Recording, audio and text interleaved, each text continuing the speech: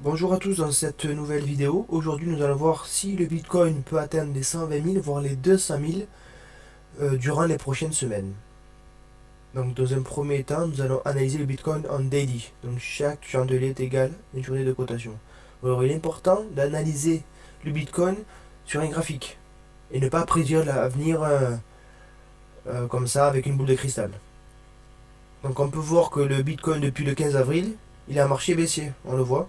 Ça, ça provoque un escalier descendant, on le voit ici. L'escalier, hop, c'était un escalier, hop, descendant. On voit les marches. Et là, il a 31 000. Donc, il a perdu 50% depuis le 15 avril, depuis le point le plus haut. Donc, à quel moment il faut acheter le Bitcoin? Pendant la hausse. Mais pendant la hausse, on peut le voir seulement sur un graphique. Comment on détermine si c'est haussier ou baissier? On le voit, on marche. Donc là, on voit.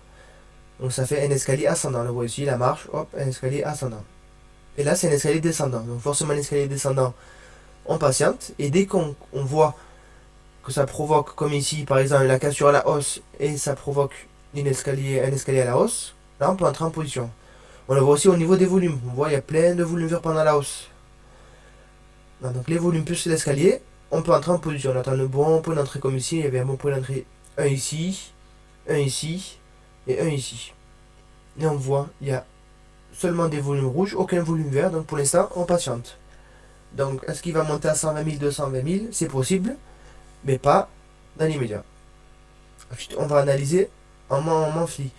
Monthly, on va voir, toujours pareil, on voit que depuis un chandelier est égal à un mois de cotation, on voit que depuis 1, 2, 3, 4, depuis 4 mois, la tendance est baissière. Donc, il ne faut pas entrer en position dans l'immédiat. Ensuite, on peut voir aussi que pendant les phases de correction de 2014, ici, au plus bas, on peut voir, alors, hop, on peut voir qu'au plus bas, on a perdu environ dans les 80%. Et en 2017, décidément,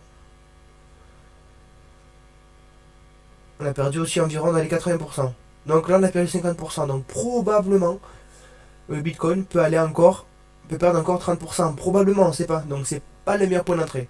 On entrera quand on verra de grands chandeliers verts, comme ici, des grands chandeliers verts. Il faut voir aussi des chandeliers verts supérieurs aux chandeliers rouges. On voit aussi que la tendance est baissière, il y a plein de chandeliers rouges par rapport au vert. Et ensuite, la tendance a changé, tendance haussière. Et là, il y a plein de chandeliers verts. C'est comme ça qu'on analyse plus les volumes verts. C'est comme ça qu'on entre en position. Donc c'est terminé pour cette vidéo. Je vais partager toute mon expérience depuis 6 ans. Donc n'hésitez pas à liker, à me suivre. Et je vais aussi faire d'autres nouvelles vidéos pour partager, pour vous montrer comment on peut entrer et sortir de position. A bientôt, ciao.